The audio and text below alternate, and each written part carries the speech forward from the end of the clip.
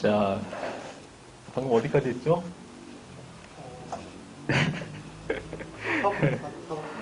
사업 구조까지 했죠? 사업 구조. 자, 그 다음에 이제 등장하는 매트릭스 구조를 한번 봅시다. 자, 여기 지웠으니까 다시 한번 우리가 이제 조직을 나눌 때 가장 양극단에 위치한 조직 구조를 각각 무슨 구조라고 했죠? 기계적 구조랑? 여기는 이제 기계적 구조가 있고요. 가장 이제 고전적인 관료제적인 구조. 그 다음에 유기적 구조. 여기는 이제 유기적 구조라고 그래가지고 가장 크게 차이가 나는 두 가지 조직의 형태. 그래서 기계적 구조랑 유기적 구조로 크게 나눴을 거예요. 자, 근데 데프트라는 학자는 요 기계적 구조와 유기적 구조의 사이에 각각 5개의 세부 단계가 있다 이렇게 얘기를 했죠. 그래서 우리 저번 좀 아까 봤던 기계적 구조에 가장 가까운 데프트의 이제 분류 조직으로서 무슨 구조가 있었어요? 그렇지. 첫 번째는 이제 기능 구조라는 게 있었고요. 두 번째는 조금 아까 봤던 사업 구조라는 것이 있었고, 세 번째 이제 배우게 될 내용이 매트릭스 구조. 자, 지금은 그냥 아직 공부를 안 했기 때문에 명칭만 잘 봐주세요. 매트릭스 구조라는 게 있었고, 4번은 그 다음으로 이제 유기적 구조에 가까운, 어떻게 이렇게 잘 알아? 수평 구조. 예습을 했어? 우와. 굳이 이렇게. 고맙습니다. 예습까지 배우고. 자, 마지막으로 유기적 구조에 제일 가까운 구조 중에서 네트워크 구조라는 것이 있었죠. 네트워크 구조. 자, 그래서 요 매트릭스 구조부터 다시 한번 정리를 한번 해볼게요. 매트릭스 구조. 자, 매트릭스 구조라는 건 일단 개념을 보시면은 기능 구조랑 사업 구조, 1번과 2번이 결합되어 있는 구조라고 생각을 하시면 돼요.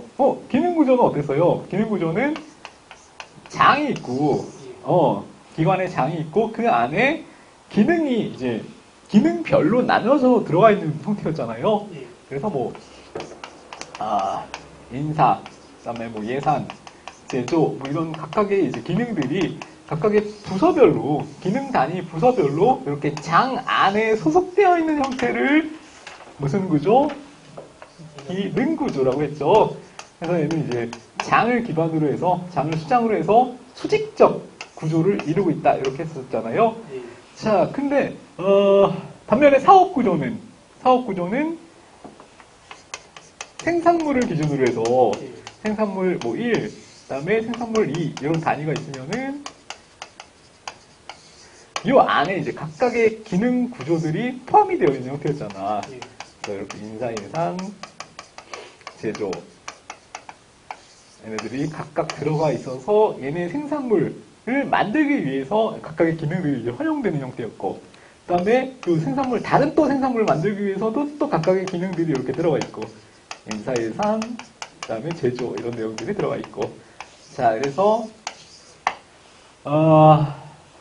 특징은 이런 거 있죠. 기능들이 이제 나눠져 있기 때문에 규모의 경제를 실현하기가 쉽다, 어렵다? 어려워. 그렇지. 규모의 경제라는 거는 더 많이 모여있을수록 더 효율성이 올라가는 거였잖아요. 그래서 이것처럼 인사 조직 구조가 한 부서에 모아져 있을수록 규모의 경제를 더 실현시킬 수가 있었는데, 이거는 어떤 생산물을 만드냐에 따라서 인사 조직들이 쪼개져가지고 이렇게 세분화되어 들어가는 거잖아. 한데 모여져 있지 않기 때문에 상대적으로 규모의 경제는 저해될 수 있다. 이런 내용들이 있었죠. 자, 근데 매트릭스 구조는 뭐냐면 얘랑 얘가 합쳐진 거예요. 자, 얘는 생산물을 기준으로 했었고, 얘는 장 안에 기능들이 들어가 있었고, 근데 얘가 합쳐졌을 때는 예를 들어 이렇게 했죠. 생산물이 1의 생산물을 만들기 위해서, 그 다음에 혹은 2의 생산물을 만들기 위해서 각각의 기능들을 이렇게 활용하는 형태라고 생각을 하시면 된다는 거죠. 생산물 2도 마찬가지예요. 생산물 2를 만들기 위해서는 기존의 장 안에 소속되어 있는 각각의 기능들, 인사, 예산, 제조 같은 각각의 기능들을 이 생산물 2를 만들기 위해서 필요한 만큼 활용하는 형태라는 거죠. 예. 자, 그러니까 얘는 이제 복합적인 거예요. 기능 구조랑 여기 있는 사업 구조가 같이 믹스되어 있는 형태라고 생각을 하시면 되고, 자, 얘는 완전히 융화되어서 같이 섞여 있는 상태이기 때문에, 요소를 많이 하셨네. 화학적으로 결합이 되어 있다. 이렇게 표현을 해요. 화학적으로 결합되어 있는 형태의 조직 구조이다. 자, 이것도 시험 지문에 이렇게 말을 바꾼단 말이에요. 표현을. 물리적으로 결합되어 있는 조직 구조 형태이다. 자, 이건 안 되고요. 반드시 화학적이라는 거는 완전히 이제 녹아가지고 같이 믹스되어 융화되어 들어가 있는 상태다라는 표현이고요. 그거를 이제 화학적 결합 상태 이렇게 얘기를 한다는 거죠. 물리적 결합이 아니고. 자, 그래서 이 형태를 이제 매트릭스 형태 구조의 기본 형태라고 보시면 돼요. 자, 근데 이러면은 예를 들어서 인사 부서 안에 내가 소속되어 있는 한 개인이라고 생각을 해보세요. 자, 이러면은 인사 조직 안에 소속되어 있는 부서원인 나는, 자, 한 사람의 명령만 받으면 돼요? 여러 사람의 명령을 받아야 돼요? 여러 사람. 왜? 여기서는 나는 인사팀 안에 들어가 있으니까 이 기관장 안에 소속되어 있는 사람들이란 말이에요. 이 소속장 안에 난 부하 직원이에요. 근데 그와 동시에 이 생산물을 만들어내는 부서 안에도 함께 소속이 되어 있단 말이에요. 이것도 마찬가지죠. 생산물 2를 만들어내는 부서 안에도 같이 들어가 있고. 자, 그러니까 나는 장의 명령을 받은과 동시에 생산물을 만들어내는 생산물 부서의 장의 명령도 또 들어야 돼. 그러니까 권한이 굉장히 중복되고, 분권되면서 요 들어있는 사람들은 심리적으로 굉장한 스트레스와 압박감과 자아가 막 분열되는 것 같은 그런 기분을 받을 수도 있겠죠. 자, 이런 것들만 일단 간단히 기본으로 생각을 하시면 되고, 자, 그래서 도표 내용을 보면서 장단점을 한번 다시 정리를 해봅시다. 자, 일단 핵심 개념은 뭐냐면은, 자, 기능 구조와 사업 구조가 화학적, 물리적 아니고 화학적으로 결합되어 있는 형태라는 걸 기억하시면 되고요. 기능 구조는 장점이 뭐였어요? 이 기능 구조의 장점은 뭐가 있다? 규모의 경제. 규모의 경제. 이것도 맞고. 그 다음에 전문성이 있다. 그렇죠. 자, 전문성이 있다라는 게 가장 장점이었잖아요. 근데 얘는 결합되어 있는 형태니까 기능 구조가 갖는 전문성이 있겠죠. 예. 자, 그 다음에 사업 구조가 갖는 대응성. 얘는 사업 구조의 가장 이제 장점, 대표적인 특징이자 장점이 대응성이 있다라는 거였잖아요. 근데 이게 합쳐져 있기 때문에 얘는 대응성도 있고 전문성도 있는 거예요. 자, 그게 매트릭스 구조의 특징.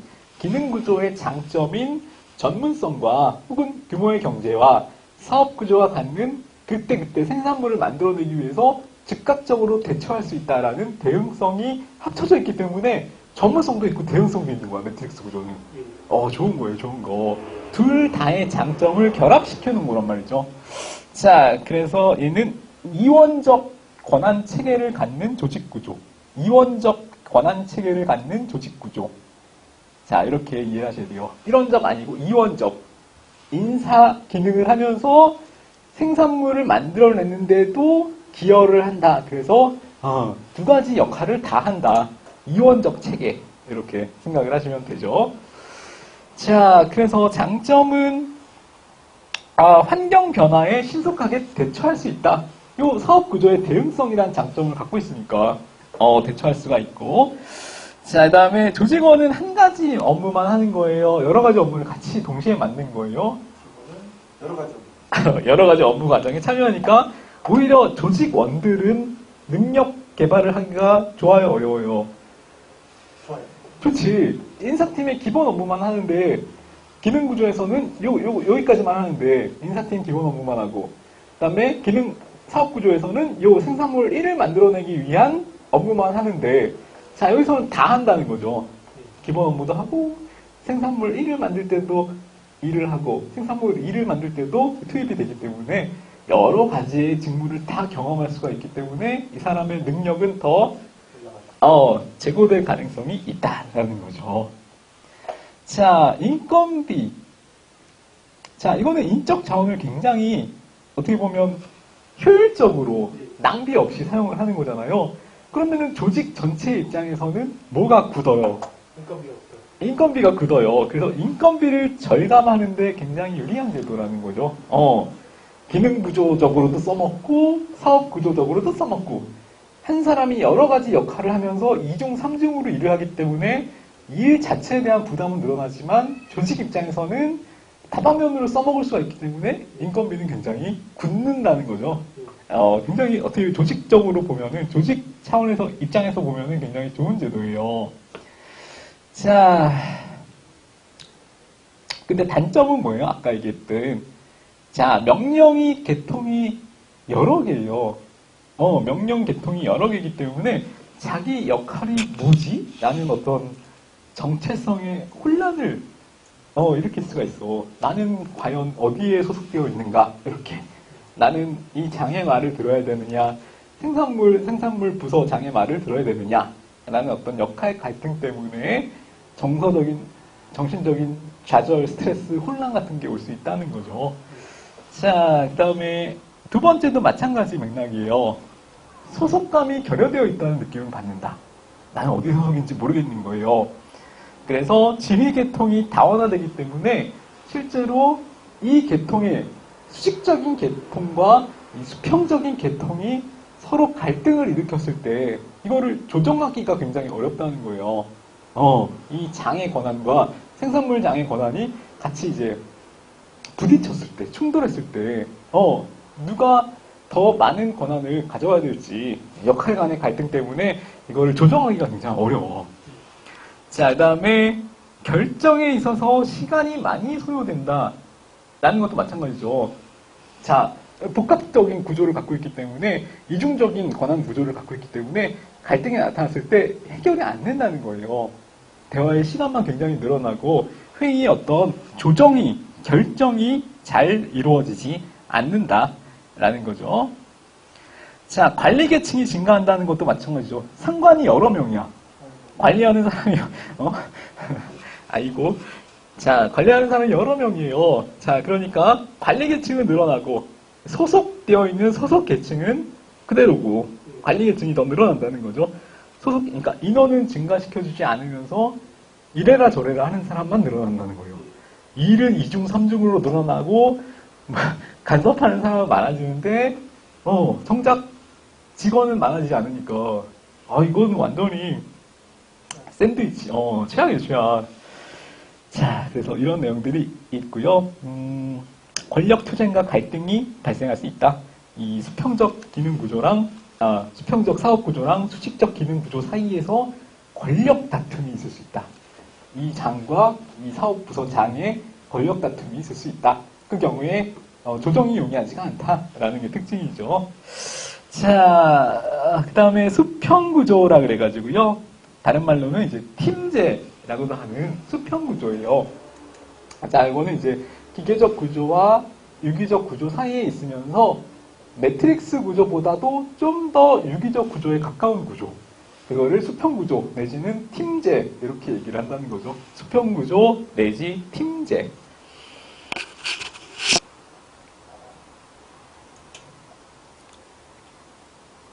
자, 이거는 핵심 개념이 뭔지 한번 정리를 해봅시다. 자, 이거는 개념이 일의 흐름에 따라서 만들어진 조직 구조다. 이렇게 보통 설명을 해요. 일의 흐름에 따라서 만들어졌다.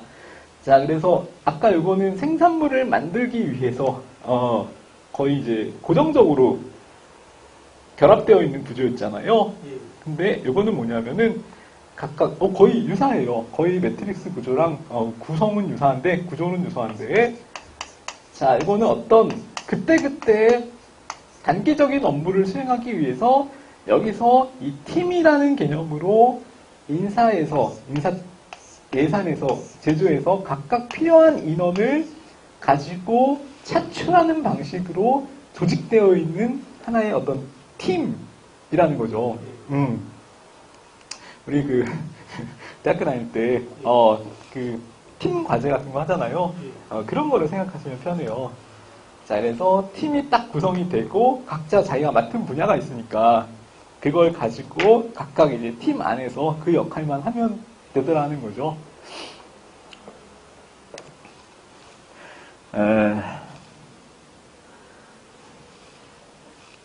자, 그래서 기본 핵심 키워드는 일의 흐름에 따라서 핵심 업무 과정 중심으로 만들어진 조직 구조다라는 게 특징이고 두 번째 특징 중에서 상호 보완적 기능을 가진 전문가로 구성되어 있다라는 게 있죠. 각자 자기 역할에 있어서는 자기가 전문가예요. 자기가 이제 맡은 파트가 있고 분야가 있기 때문에 그 사람이 모여가지고 하나의 전문가로 구성이 되어 있다는 거죠. 영화 조직 도둑들이라는 영화 봤나요 혹시? 거기 보면 팀이 있잖아요. 팀. 도둑들이 하나의 팀을 이룬단 말이에요. 그래서 줄을 잘 타는 전지현이랑 금고 터는 김혜수랑 이제 사기치는 누구지? 김윤석이랑 어쨌든 뽀빠이 뭐 이런 사람들이 같이 엮여가지고 하나의 도둑질을 하기 위한 팀을 구성을 하잖아. 각계각층의 전문가들이 자기 맡은 전문적인 역량을 갖고 팀을 구성하고 있다는 거죠. 그거랑 비슷하다고 생각하시면 돼요. 자, 그래서 전문가들로 구성되어 있고 각각 전문가들은 상호 보완적인 기능을 갖는다. 자, 그 다음에 또 굉장히 중요한 특징 중에 하나가 이 팀은 어떤 결과가 나오든 거기에 대해서 책임도 함께 지고 그다음에 거기에 따르는 보상도 같이 받는 특징이 있어요. 그래서 그걸 뭐라 그러냐면은 공동보상, 공동책임의 원칙 이렇게 표현을 해요. 공동책임, 공동보상. 자, 그래서 도둑들을 예를 들면 잡히면 한꺼번에 잡힌다는 거죠. 잡히면 한꺼번에 다 잡혀 들어가거나 아니면은 제대로 훔쳐내면 그걸 가지고 각각 자기 몫에 따라서 나눠 가질 수 있다는 거죠. 공동 보상이 돌아간다는 거예요. 그래서 팀제도 마찬가지죠. 공동 책임을 지지만 그래도 보상도 역시 마찬가지로 공동으로 받을 수가 있다라는 것. 자, 그 다음에 이 사람들은 팀으로 묶여있기 때문에 각자 구성원들이 서로 협조적이어야만 이 팀이 잘 운영이 될 수가 있잖아요. 그래서 제일 중요한 건 팀워크가 제일 중요한 거예요. 그래서 팀원들 간의 문제 해결을 집단적으로 하기 때문에 긴밀한 팀워크, 긴밀한 유대감이 중요시되는 조직이 바로 이 팀제라는 거죠. 긴밀한 유대감, 팀워크가 중요하다 이런 거. 자, 그 다음에 팀원들끼리는 수평적일까요? 아니면 굉장히 명령하고 막 복종하는 관계일까요? 수평적이지. 팀원들은 각자 다 자기 영역에 있어서 전문가이기 때문에 막 이렇게 누구 하나 팀장이라고 해서 명령하고 간섭하고 권위적으로 명령을 하는 관계에 있는 건 아니에요. 그래서 굉장히 자율성이 높죠. 자율성이 높다는 건 의사결정 권한이 각자 있다는 거예요. 지난 시간에 그 의사결정이 집권화되어 있는 것과 분권화되어 있는 것 경우에 자, 의사결정에 따르는 시간이 더 긴 거, 그러니까 더 신속한 조직은 집권화되어 있는 조직이라고 했어요. 분권화되어 있는 조직이라고 했어요. 그렇지. 신속성이 더 증진되는 조직은 분권화되어 있는 조직이라고 했죠. 왜? 집권화되어 있는 조직은 왜 신속성이 더 한 명이 다 떨어져요? 그렇지. 한 명의 상관이 이 조직 전체를 다 통솔하고 있기 때문에 나머지 조직원들은 이 한 명의 상관이 명령을 내리기를 그냥 기다릴 수밖에 없다고 그랬죠. 그래서 굉장히 조직 의사결정에 있어서의 신속성을 저해할 수 있는 그런 조직 형태다. 집권화되어 있는 조직 형태는. 반면에 이런 팀제같이 수평적인 조직 형태는 팀원 각자가 다 자기의 의사결정 권한을 갖기 때문에 그때그때 스스로 각자 의사결정을 하면 된다는 거죠. 그래서 굉장히 신속성이 증진될 수 있다라는 게 팀제, 수평적 조직구조의 특징이다라고 정리를 했었죠. 자, 그래서 자율성이 높다. 의사결정 권한이 높다. 그러니까 의사결정의 신속성도 같이 높아질 수밖에 없다라는 게 특징이었죠. 자, 그래서 계층제 구조랑 팀제 구조, 요거 비교해 놓은 도표가 있는데, 요거는 한번 보세요. 내용은 뭐, 어렵지 않고요 이야기가. 자, 계층제는 그냥 기본 개인주의적으로 굉장히 폐쇄적인 조직 형태를 갖는 거고, 상부에서 명령하고, 지시를 내리는 형태. 자, 그거를 네 글자로 뭐라 그랬어요? 위에서는 지시하고, 밑에서는 그냥 상명하복. 반대되는 개념으로 밑에, 괜찮아. 밑에는 조직원들의 의사를 수렴해가지고, 위로 전달하는 형태. 아니, 그 밑에서 지시 내리는 게 상명하복이고, 그 반대. 밑에서 위로 올리는. 밑에 사람의 의사를. 하위 상관? 그렇지. 위로 전달한다 그래서 하위 상달이라고 그랬잖아요. 상명하복 하위 상달. 그러니까, 여러분들, 사자성어를 테스트하는 게 아니고, 실제로 이런 지문이 이제 표현이 나오니까, 모르면 안 되잖아. 하위 상달 나왔는데, 이게 뭐지? 이렇게 생각하면 안 되니까 계속 물어보는 거예요. 그거 같이 기억해 두시면 되고. 자, 그래서 수평 구조의 개략적인 특징을 이제 정리를 했는데, 중요한 것들은 이제 각자 전문가로 구성이 되어 있다. 그 다음에 공동 책임, 공동 보상의 원칙. 그 다음에 팀워크가 중요하다. 그 다음에 분권화되어 있는 수평적인 조직 형태이기 때문에 의사결정의 자율성이 높고, 그렇기 때문에 신속성도 높다. 이런 것들이 특징이죠. 자, 그래서 요 종류로 그래가지고 임시사업단, 그 다음에 연구사업단. 자, 이렇게 두 가지 종류의 팀제 형태가 있을 수 있어요. 자, 여기 제일 큰 차이점이 뭐냐면은, 자, 임시사업단은 굉장히 단기적으로 만들어져 있는 팀의 형태예요. 굉장히 짧아. 팀의 어떤 존속 기간이 굉장히 짧아요. 반면에 연구사업단은 연구라는 표현을 보셔도 아시겠지만, 연구라는 표현을 보셔도 아시겠지만 굉장히 지속성이 높다는 거죠. 임시사업단에 비해서 연구사업단의 특징은 지속성이 상대적으로 더 높다라는 게 특징이에요. 자, 그것만 일단 기억을 하시면 되고, 나머지 요소들은 일단 임시사업단은 짧게 단기적으로 있다가 목표가 달성되면 바로 해체를 한단 말이에요. 자, 그래서 얘는 좀 더 조직의 규모가 연구사업단에 비해서는 작아요. 소규모. 자, 근데 연구사업단은 그거보다 좀 더 오래 존속되고 그 규모도 더 커요. 대규모. 자, 그 다음에 임시사업단은 성격이 사람이 모여져 있는 조직 형태를 띈다라는 특징이 더 가까워요. 근데 연구사업단은 그것보다 더 오래 존속하잖아요. 규모도 더 커. 그러니까 좀 더 어떤 물질적인 어떤 설비 같은 것들을 더 많이 투자를 해놓는다는 거죠. 그래서 물적 성격, 조직적 성격이 훨씬 강한 게 연구사업단의 특징이에요. 자, 그 밑에 장단점이라고 되어 있는 거는 우리 그 수평조직, 팀제의 장점, 단점을 얘기하는 거예요. 자, 팀제는 아까 신속한 의사결정이 가능하다, 불가능하다?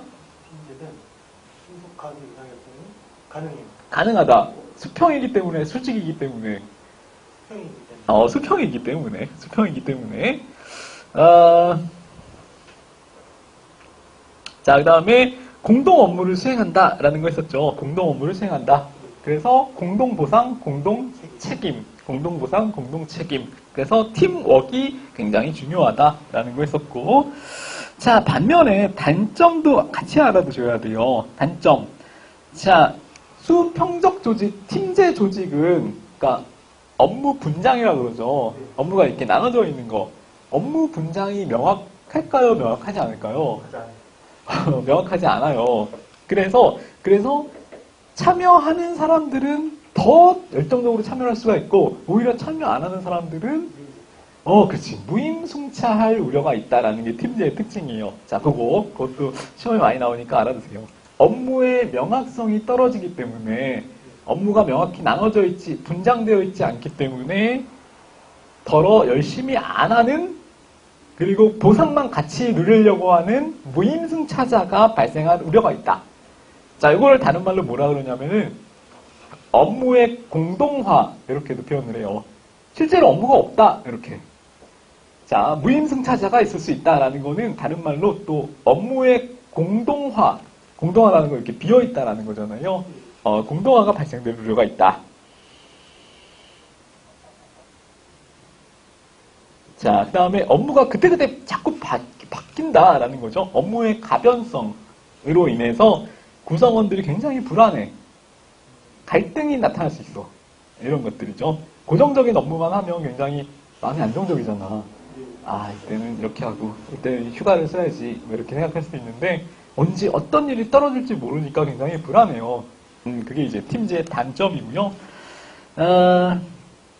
공동 책임을 진다는 건 실제로 개인에 대한 책임은 강화되는 거예요? 약화되는 거예요? 약화되는 거야. 내가 굳이 책임 안 져도 되겠지.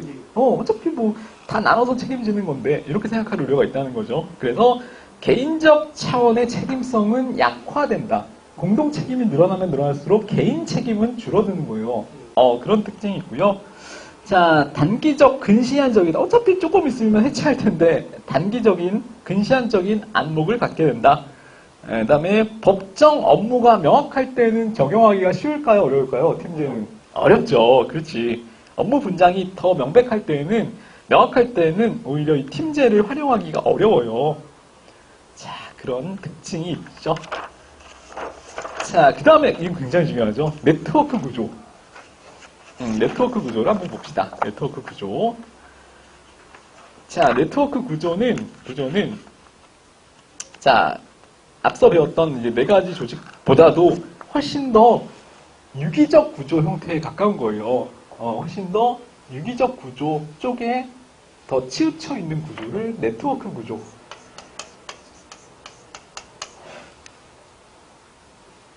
혹시 뭐 NW 이렇게 써져 있는 표현이 있을 수도 있어요. 자, 이건 무슨 말이에요? 네트워크의 약자예요. 자, 그런 게 나와도 당황하지 마시고. 지워졌다. 이게 뭐죠? 사업구조. 그렇지. 사업구조. 자, 그래서 잘 안 외워주시면 이렇게 외우세요. 앞글자 따서 기사 매수네. 이렇게. 이 이거 기사 매수하고 쓴 거 아니야? 기사 매수네. 이렇게 생각을 하셔도 된다는 거죠. 자, 마지막으로 네트워크 구조. 우리 그 데프트가 분류해 놓은 이제 조직 구조의 종류 중에서 제일 유기적 구조에 가까운 구조예요. 자, 이 내용을 한번 봅시다. 자, 이거는 뭐냐면은,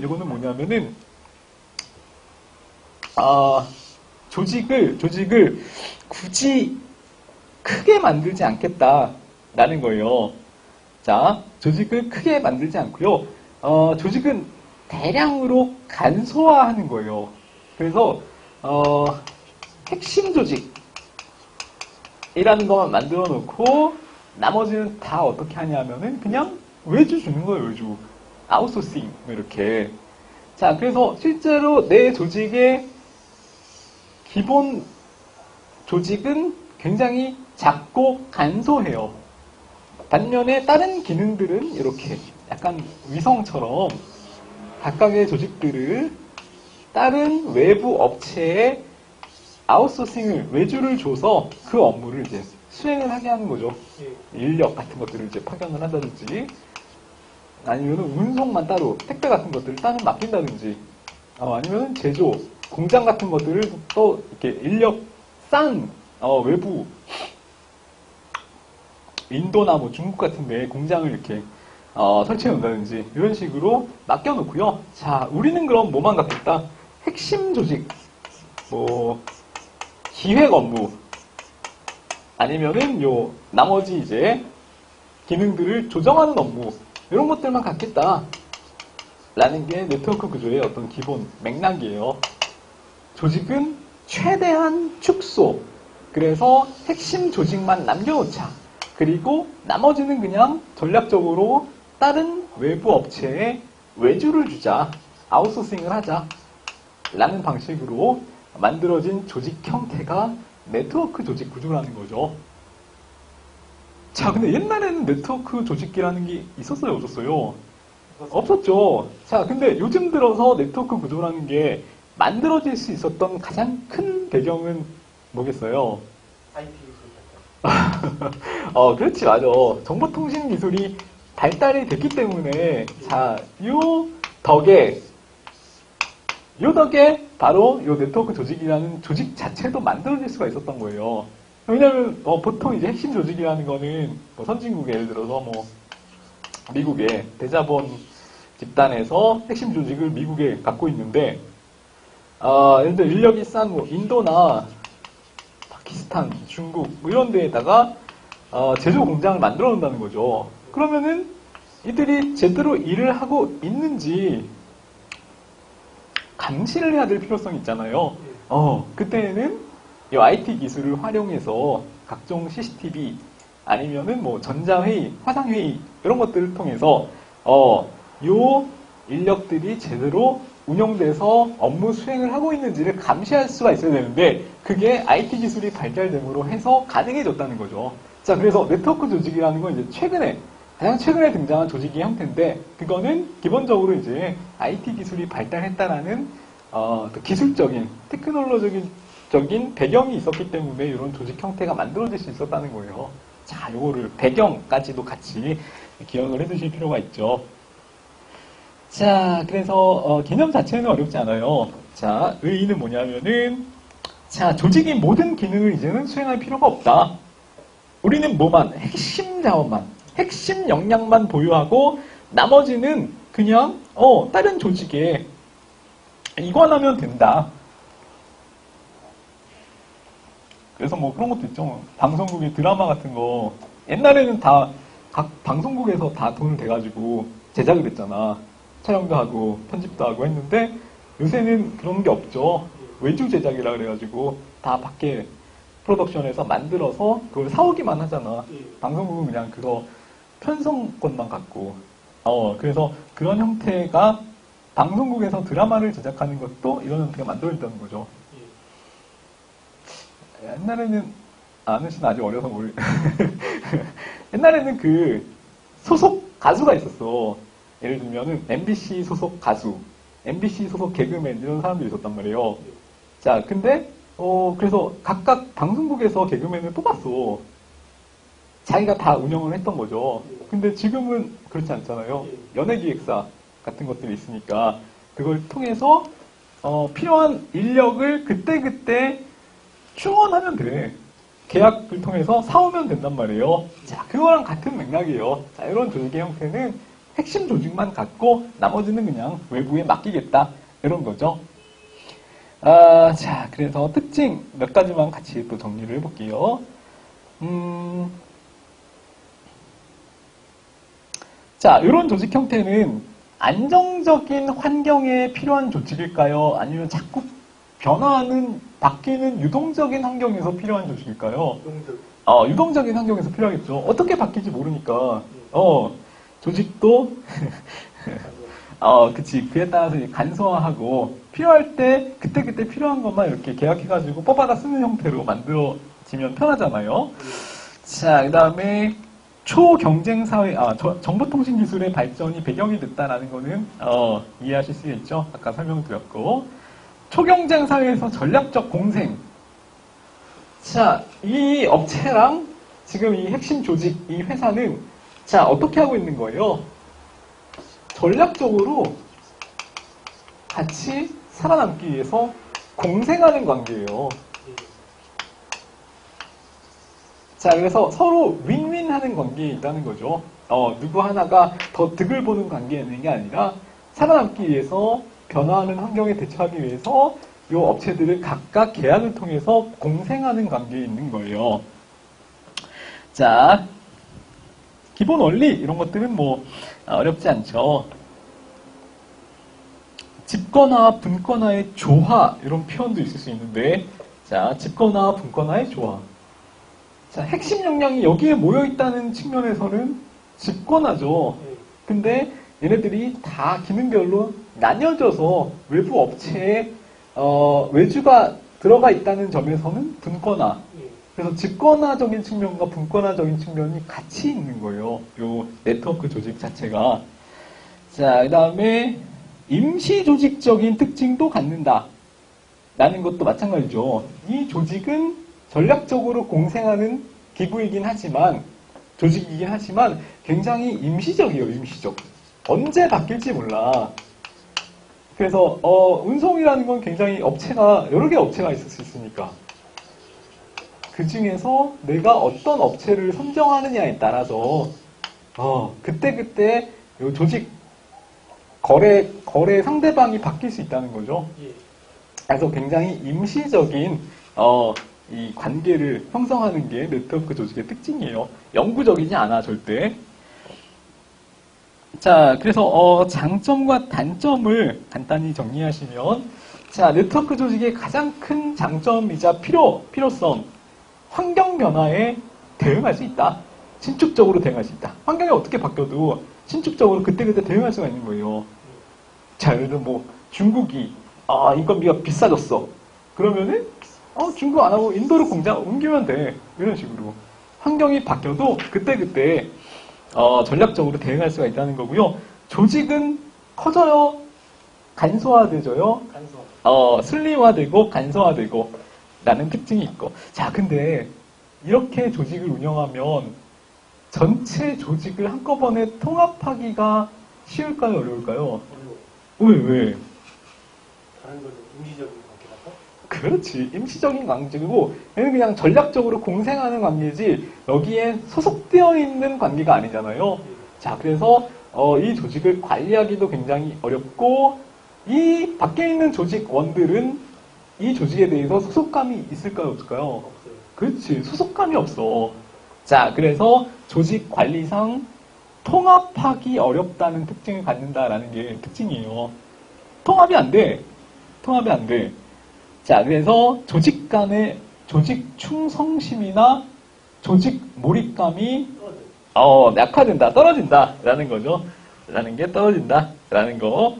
마지막 하나만 더 볼까요? 단점 맨 밑에 이게 무슨 말이에요? 성과 평가가 용이하지 않은 조직에는 적용하기 곤란하다.